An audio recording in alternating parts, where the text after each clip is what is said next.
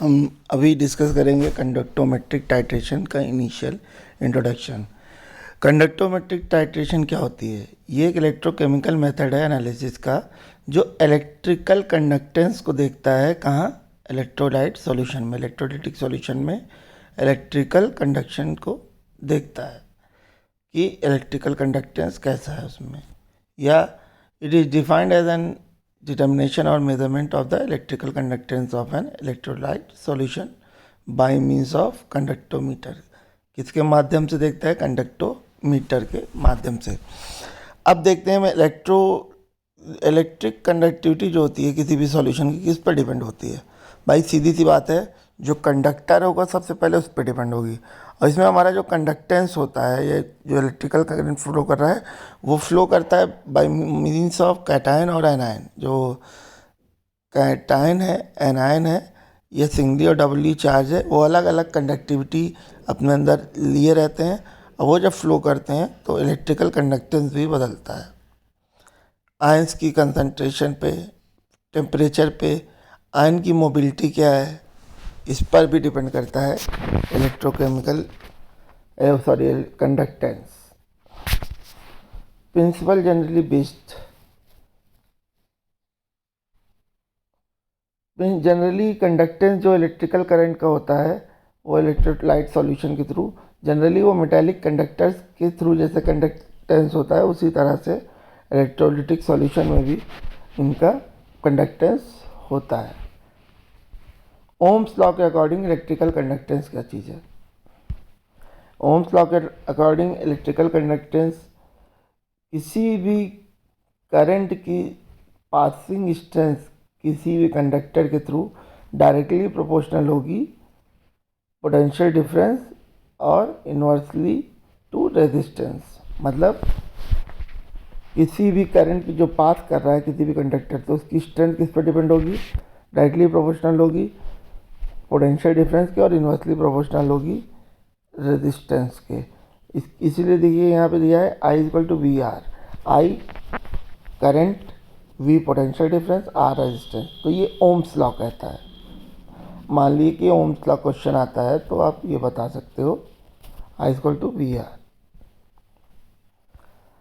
फिर कुछ डिफिनेशंस है जैसे conductance, specific conductance, molar conductance, equivalent conductance, resistance, specific resistance.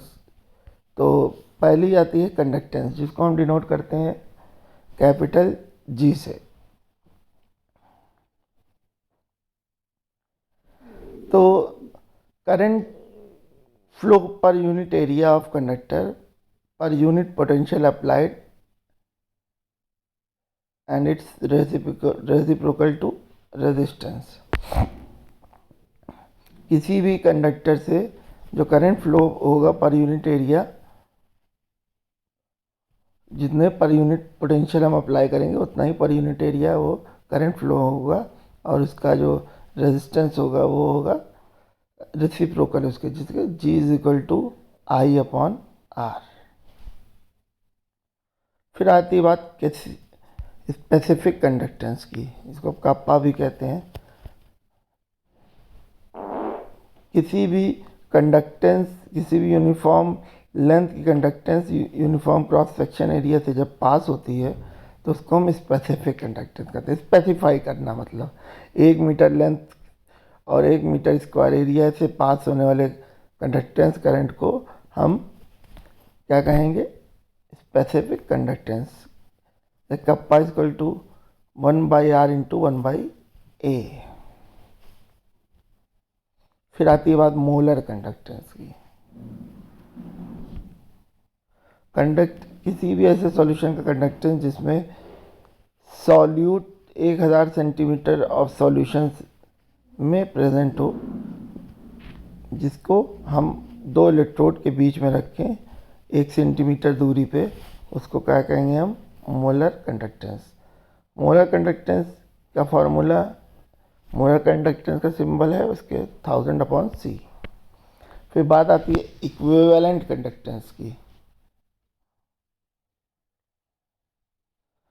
Equivalent conductance, specific conductance किसी भी सॉल्यूशन का 1 gram equivalent solute 1000 centimetre cube solution में प्रेजेंट हो, उसको कहेंगे इक्विवेलेंट कंडक्टेंस। फिर रेजिस्टेंस क्या होता है? रेजिस्टेंस अपोजिट होता है कंडक्टर्स का, जिसमें हम वो रेजिस्ट करता है इलेक्ट्रिकल करंट को फ्लो करने के लिए। तो इसके equal to r equal to क्या होता है? 1/G। फिर होता है स्पेसिफिक रेजिस्टेंस।